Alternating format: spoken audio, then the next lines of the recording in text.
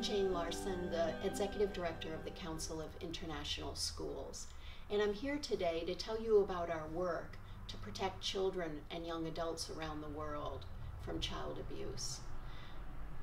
3 years ago, I stepped into the world of child protection unexpectedly. I never really thought about it too much until the day that one of my colleagues told me that our longtime friend, a trusted educator in international schools, had been abusing hundreds of children over 30 years in 10 countries, and none of us ever saw it. At that moment, you ask yourself, I asked myself, how did this happen? Could I have seen it? Could I have done anything to stop it? And immediately, I was overwhelmed thinking about the task ahead of us to educate the international community. If this could happen under our very eyes, how does something like that happen? Together with leaders from other international organizations, we talked about this challenge and decided that we had to educate ourselves. And so we formed an international task force on child protection, and I was asked to chair the task force, something I've been doing for the last 3 years. And today, as I sit here, I'm in a fundamentally different place than I was when our work began, because now I realize the risks and realities of child abuse, and particularly the challenges facing our highly mobile international communities and the schools we serve. So today, I'm going to take you through what we've learned, first on the International Task Force on Child Protection, and secondly, how we at CIS have made a commitment from our Board of Trustees through every member of our organization, all of our staff, to make it everyone's responsibility to address these challenges and do a better job educating, informing, and protecting the children and young adults in our schools. So today, we're going to now share with you some of the steps that CIS organizationally is taking to inform and educate our membership communities around the world, both schools and universities. And the first is to undertake what is truly a massive education campaign to help people understand what the realities and risks are, particularly for highly mobile international communities. Secondly, we're going to talk about the steps we've taken to engage a team of experts, many of them that we met through the International Task Force on Child Protection, to move around the world and conduct training regionally. And thirdly, we'll be talking about the specific recommendations of the task force, the outcomes of the work, and how it will benefit all of our communities moving forward. The task force itself, as it formed, we realized immediately that people in other professions had the knowledge, the information, and the resources that we lack. As we said, even as educators, we had to educate ourselves first.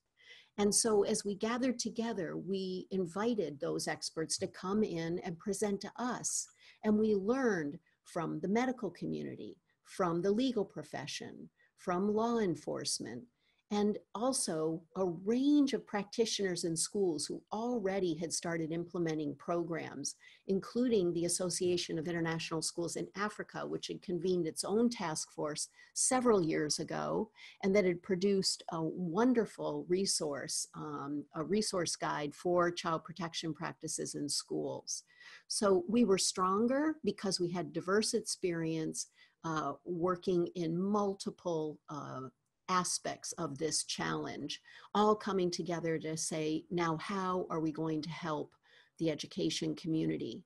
And it was so rewarding. Particularly, we heard some hardened, police officers talk about the fact that for the first time in their careers, they felt like they were going to be doing something to stop child abuse from happening. Typically, their day-to-day work is to work with children who terrible things have happened to. And it's so rewarding to hear their commitment to work with those of us in schools to help us do our jobs more effectively. One of the first questions we asked ourselves was, why do international schools attract child sex offenders? We realized that global mobility is a huge challenge that we face because the mobility patterns of international educators, mimic others who are basically trying to take advantage of underdeveloped legal systems and to go and abuse children where they know the likelihood of them being stopped and prosecuted is low. We also wanted to know, how do the real risks originate? When does this start? Why would someone even want to abuse a child? And the third and very important question is, what exactly is the role of the school and its leaders? Perhaps even more importantly, what is not the role of a school? So with these questions, we proceeded to learn quite a bit. And I think the first thing that shocked most of us, why do they do that, is that having a sexual preference for children is something that emerges naturally as people go through puberty and discover their own sexuality, as we all do, and then start to experiment. And realizing that if a certain percentage of the population has a preference for children, then that fundamentally changes the way we have to address this challenge, realizing people will be drawn to our profession for the wrong reasons. And of course, situationally, children are available. So there are also those who may not have a preference for children as sexual partners, but they are just going to abuse them for other reasons that have to do with various psychoses. And schools, children are available, they're vulnerable, and they rely on educators who are in positions of authority and power. And we need to really clearly look at codes of conduct, specific codes that describe what behavior is acceptable and which behavior is not acceptable around children. We learned about the Darknet. Many of you may not have heard of the Tor network, but basically this was developed by the US Department of Defense, originally to protect military secrets. But now, in today's world, it's the place where 70% of what happens on the internet is there, not accessible to us. You need special encrypted software to access it. But what lies there are many different activities that are illegal: arms, weapons, drugs, and the number one use, pornography, and in particular, child pornography.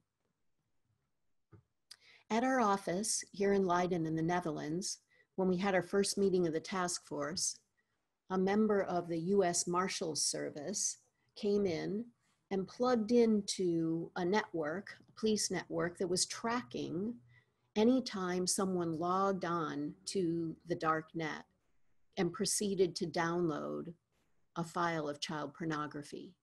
Each one of these red dots that day, as we looked at this feed, these dots fell like rain.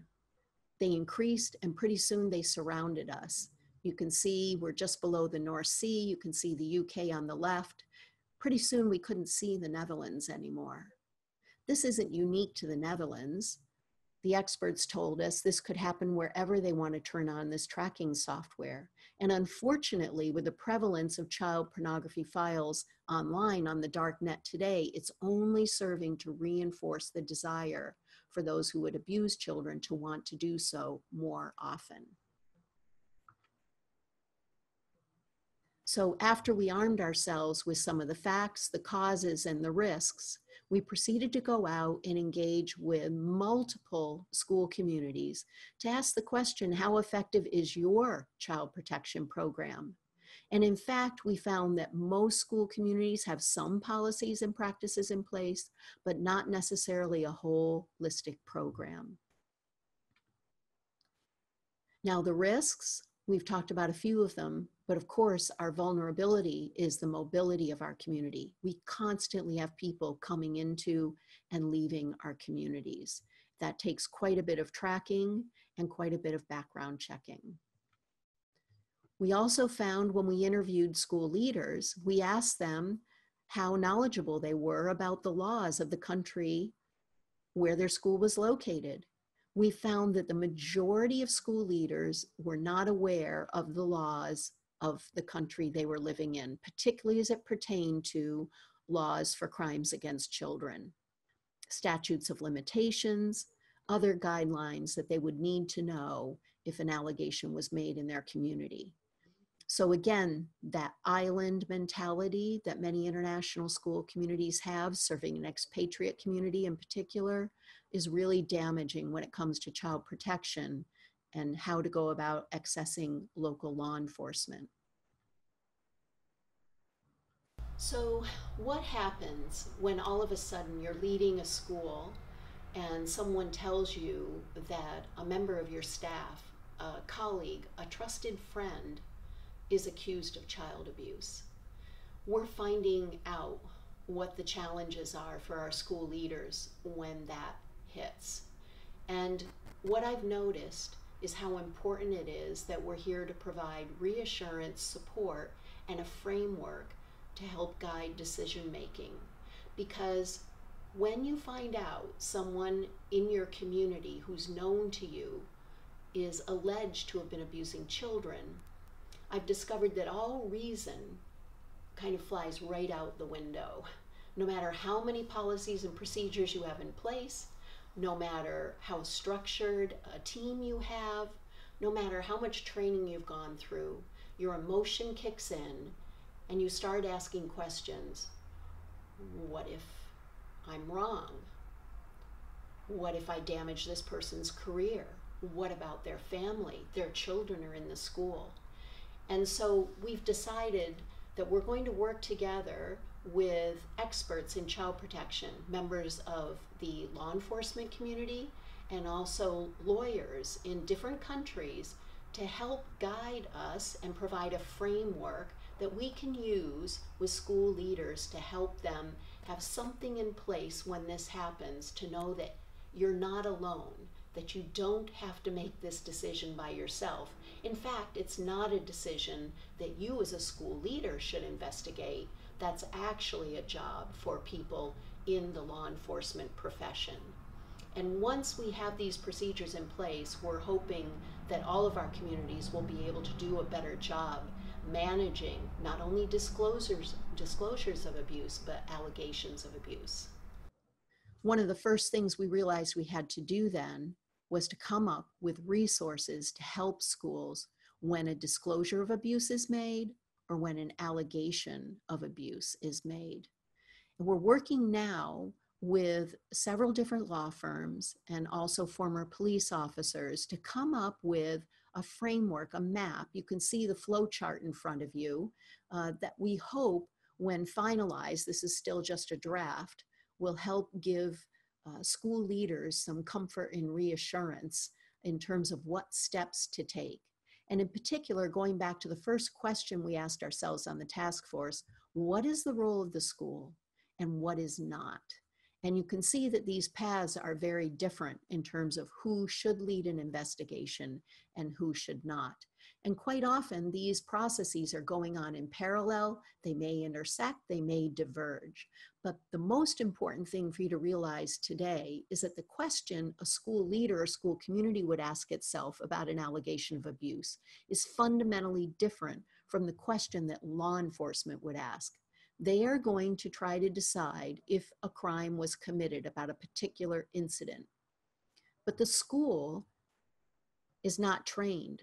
Educators are not trained to investigate crimes. The question an educator needs to ask is this a suitable person to work with children?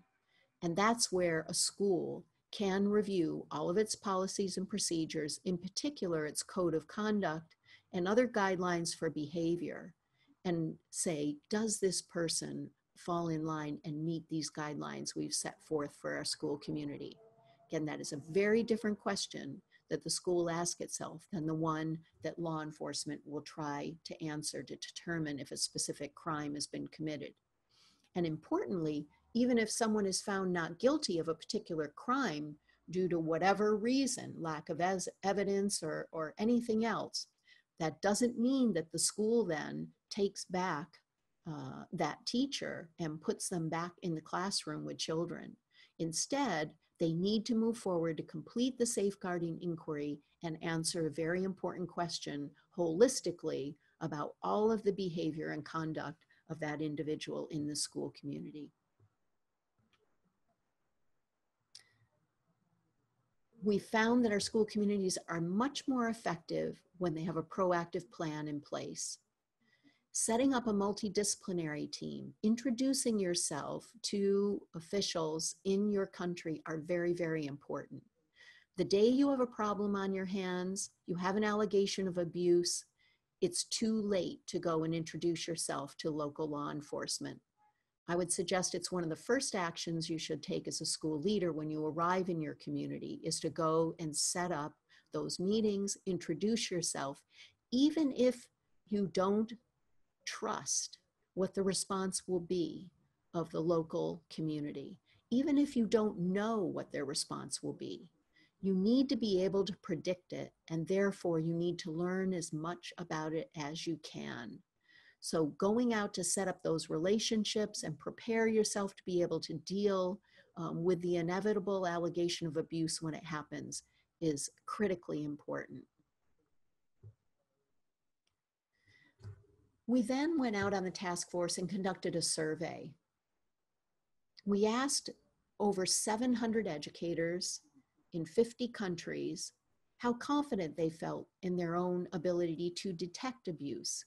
And as you can see, far too many lack the training they need to be able to know whether or not a child is being abused and what that might present itself as in terms of behavior of a colleague or a family member, a student, or the student who's being abused.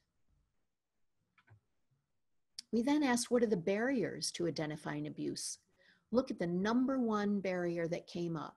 Think about our international communities, the diversity they present. Many communities have over 60 nationalities in their schools. And #1 that rose to the top in the survey results were cultural norms that prevented either parents or children from talking about abuse. A lack of resources, not knowing who the people are, the experts in the community who can help was #2. Not being able to identify abuse, as we just went over. Fear that the police investigation will be ineffective. And worry that I'll harm someone's career. Fear, this word comes up continually whenever an allegation is made. Fear that we'll do the wrong thing, that we'll make a mistake, that we'll make a bad decision. I think it's our role on the task force and at CIS, we're asking ourselves now, what do we need to be able to do? What services do we have to put in place in order to reassure, support, educate, and train our school communities so that you know you're not alone? You don't have to answer these questions by yourself, that you will have resources and experts that we've identified and set up who are ready to respond to your school if you have a problem within 24 hours. Through our work in international accreditation, we conduct many stakeholder surveys, and those surveys interview students, teachers, family members about the effectiveness of the school community.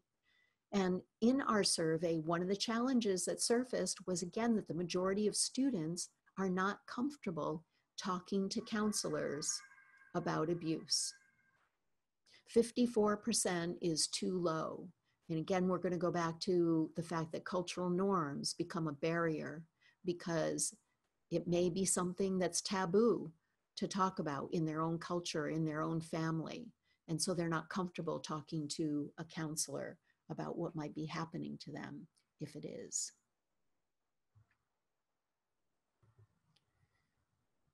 Our research also took us back to the United Kingdom.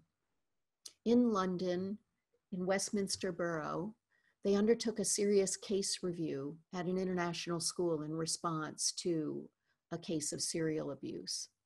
And their findings, I believe, are required reading for any international school educator, because they are applicable to every single international school community. And you see again here how the findings of our survey came to bear.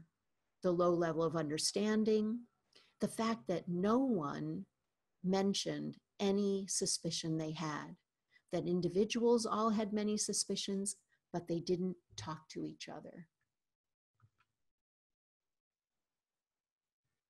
And the conclusion is that in general, educators do give the benefit of the doubt. We will always assume the best, that educators or parents or anyone has the best interests of the child in mind. But we find out that we do have to have a way to have very explicit codes of conduct. So if someone has behavior that crosses a boundary that isn't acceptable, that a teacher would be able to say, wait a minute, I'm sorry, but what you just did with that student, that's not right. And we need to have the courage to speak up to our colleagues and address inappropriate behavior when we see it and report it. And to let the people, if we observe that kind of behavior, let them know that we will report it.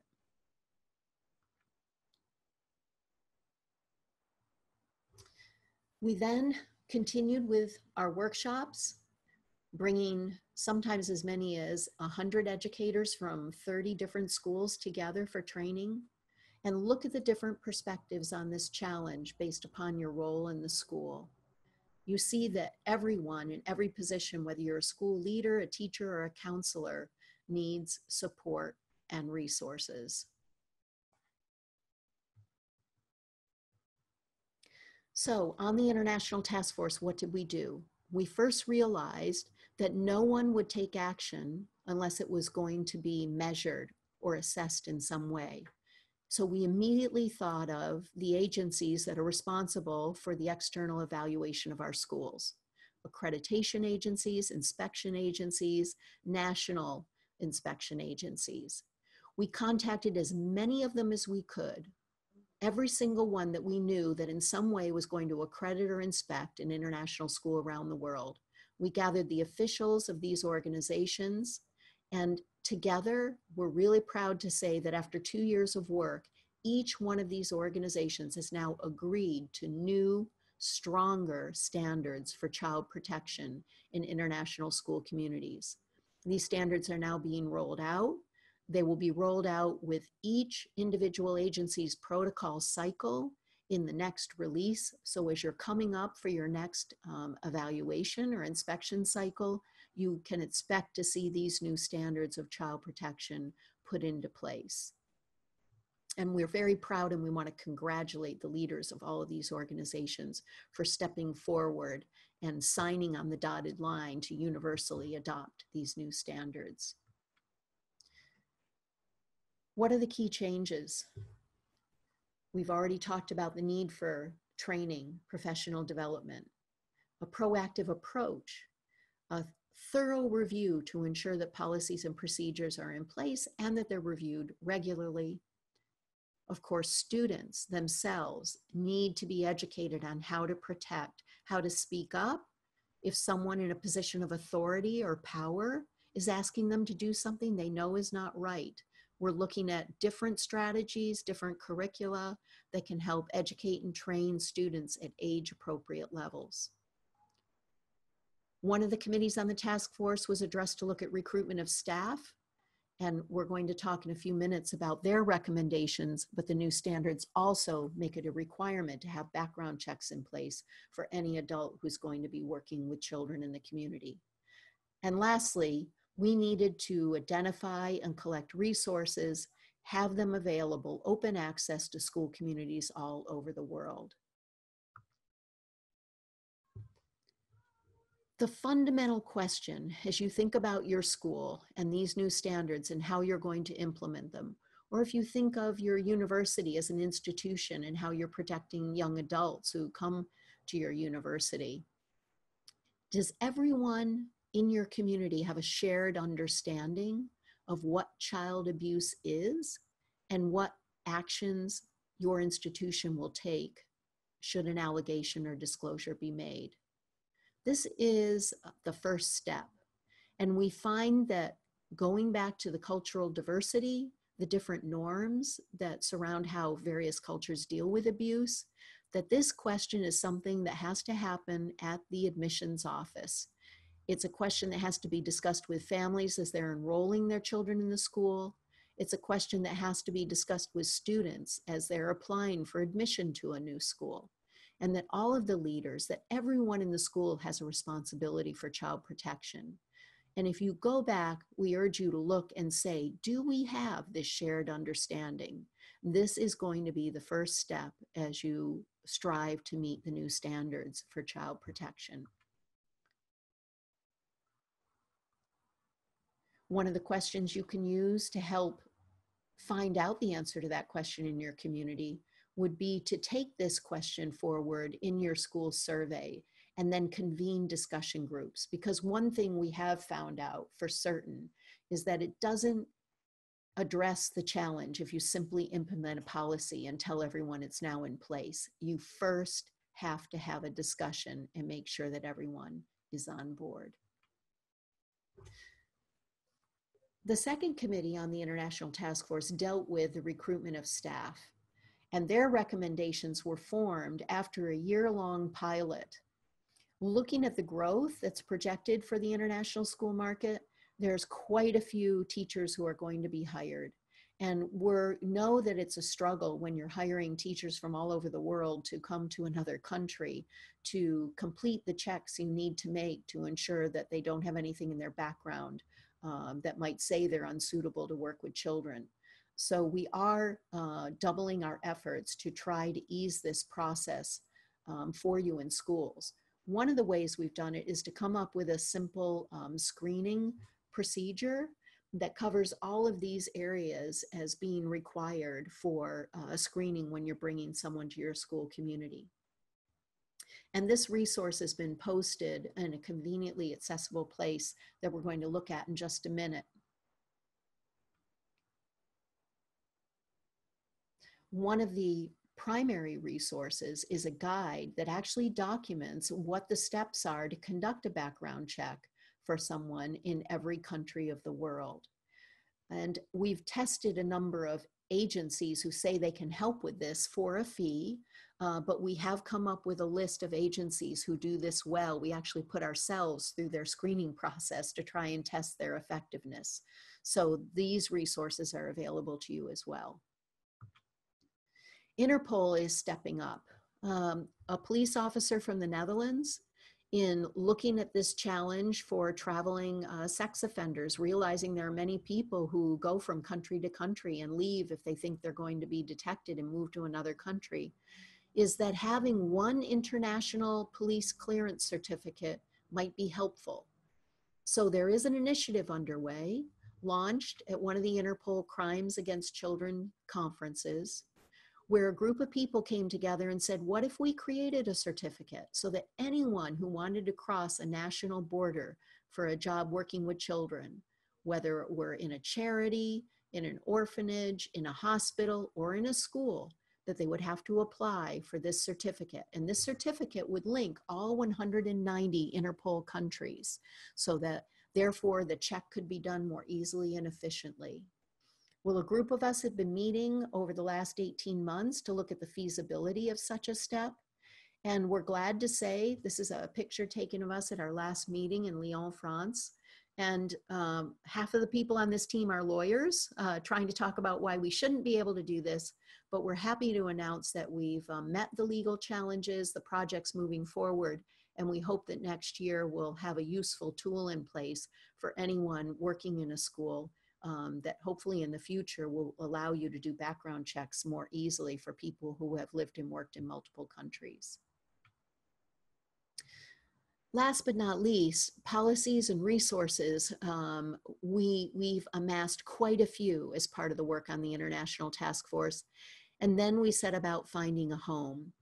We're very proud to be working with the International Center for Missing and Exploited Children.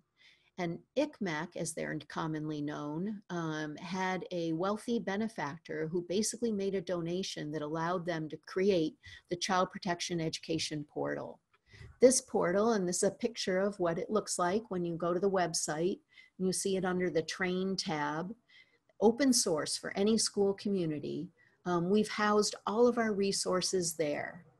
And as you can see, through our collaboration, they've hired an education liaison whose job is to curate these resources, to look at sample policies, other instructional materials, all sorts of resources, codes of conduct, curriculum, and make sure that they're organized in a useful and easily accessible way.